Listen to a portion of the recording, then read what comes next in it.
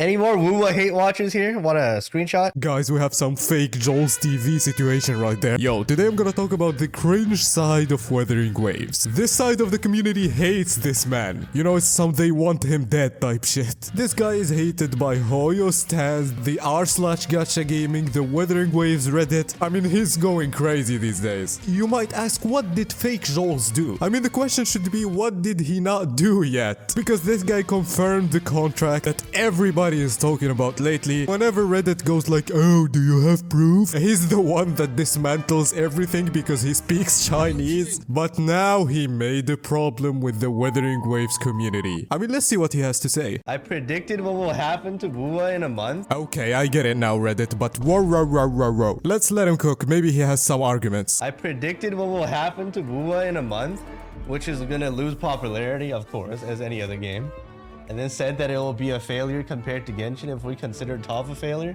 So Reddit got mad at me. That's pretty much full context, sure. There's other things though. I saw the other things, and some of the takes are kinda wild, to be honest. But the first take is normal. If we consider Tower of Fantasy a failure because it didn't beat Genshin Impact, then Wuthering Waves will probably be a failure. And that's the problem with Wuthering Waves Reddit. Because if we look at it from this perspective, Tower of Fantasy is making good money every month. And I'm not talking about Sensor Tower here, because Perfect World itself does post a revenue twice a year, and I did the math here and I didn't count 2022 because it's the prime of the game, so I counted from 2023 to April or March 2024. You know, everybody considers the game dead at this point. And throughout this period, Tower of Fantasy made $197,442,140. It's almost 200 million, which in 15 months is like 12 million a month. That doesn't mean Sensor Tower is wrong, because it doesn't cover every single device, but 12 million a month is insane, okay? I cannot see a game like that a failure. So we always have to see the other perspective, and if you think that Tower of Fantasy is a failure because it didn't beat Genshin and lost popularity, then Wuthering Waves will probably be a failure. So I agree with Gate with this point, but we have a problem with the other points, because apparently he agrees with Levi, the same guy that told me that his points are stupid. And by the way, the $30 haircut is actually $20. I have way more details written up, okay? I have way more points. We have the whole fucking thing here. So you made a whole spreadsheet, a whole text file. How can I tell you that I'm Chinese without telling you that I'm Chinese?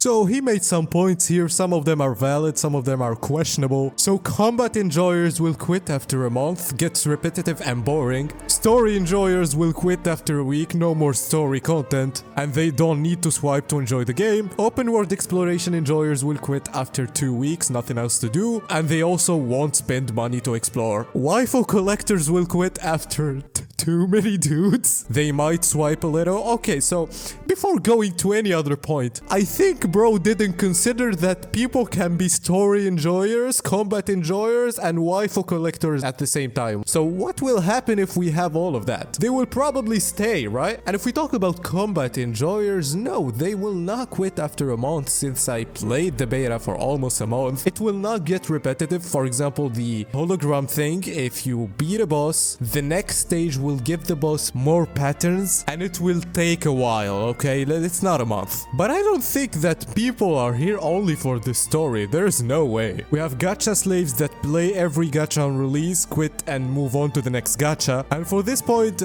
yeah, that's valid. But I'm just saying, people are not NPCs. Like, oh, the story has ended? I don't have to see the combat or build my characters. Oh no, that's the only thing that I want. I guess I'm gonna wait for the next update. It doesn't work like that. And even if they only want the story, they will not even play Genshin. There's another point saying that casuals will prefer Genshin over Wuthering Waves. I think that hardcore players will prefer Wuthering Waves over Genshin, but not vice versa. Because people who don't play the game don't know that the game isn't hard, guys, okay? The Wuthering Waves isn't hard generally. And there is the hologram, which is made for hardcore players, and casuals will probably like it too. This is like Elden Ring. Elden Ring is not a casual game, since it's hard for casuals, but But what happened is that a lot of casual players are playing Elden Ring and trying to beat the bosses because they saw what hardcore players did. But Jules is making these points just from a business perspective because he genuinely thinks that the game is good. So I went and personally asked him for his last take. They're dumping way too much money on advertising.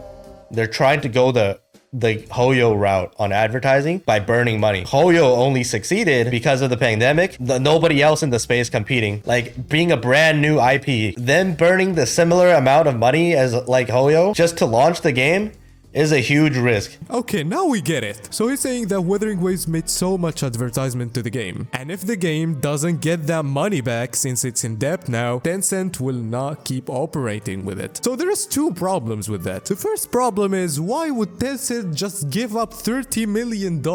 I think they will try for a couple months to push the game so the game can be ready to give them more revenue. And this will probably happen. And the second problem is, this is not the first game that makes this huge gamble, which is, by the way, Gates' point here is kind of valid. He can be right. Reddit, you need to chill, because only time can tell, and I'm always happy to see people say the other perspective. This is not the first company that do this huge gamble. Have you ever heard of Fortnite? Epic Games, before launching Fortnite, gambled even more. They spent tens or even hundreds of millions of dollars, and they were also in debt. But what happened is that the game slowly gave them the money back and then blew up, so they didn't give up on it. If you want to talk about another game, League of Legends, it's basically taking what Dota did and making it better, and that's what Wuthering Waves is doing. There are so many things that are different between Genshin and Wuthering Waves, but people who didn't play it don't know it. Oh, Wuthering Waves has gliders? You know what else has gliders? Genshin Impact. Oh, we can't play this game anymore.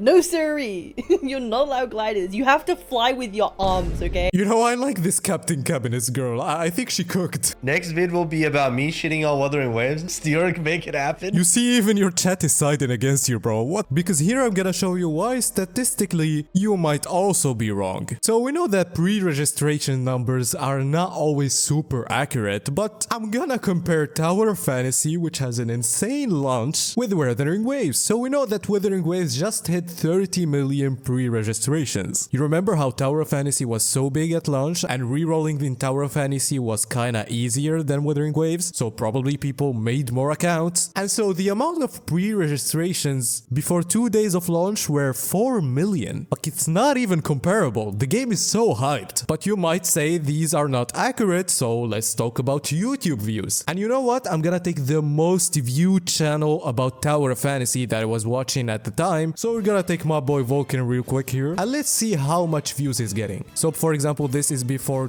10 or 11 days from the launch of Tower of Fantasy, 33k views. Talking about the summon system, 28k views. A beginner's guide, 73k views before 7 days of the game launching. And I have to say that he had access to the game here, which makes so much things different. You can see the multipliers, the abilities, so he's officially playing the game. Unlike Wuthering Waves, which you cannot play now, so people only use some b-roll, some random clips from the game. And of course it blew up like 3 days before the game coming, getting 200k, 100k. But since the game is coming after 9 days now, let's see the views in YouTube. And you know what? Since I used the top content creator that makes guides and things like that, I'm gonna skip Tectone. He still doesn't make so much guides, or most of them are reacts. So let's see, 49k views. Wuthering Waves release information 2 weeks ago, 45k views. How to get 200 polls, 45k views. 43, 44, 41, 40k, Sticks 38k. And I might state that he's not as big as Vulcan. So even if we compare views, the game is going to be insane at launch, like Tower of Fantasy or even more. If I go back to Tecton, his Wuthering Waves videos are sometimes doing better than anything else. And to be honest, some of these points are so questionable, but at the same time, one of us can be right in the end. And I think a lot of his points are valid. W guy, you know? And for Reddit, here's my take. I think that if you're hated by Reddit, this is like a certificate to prove that you're not mentally ill. Anyway, that was the video. Thank you for watching. Bye bye.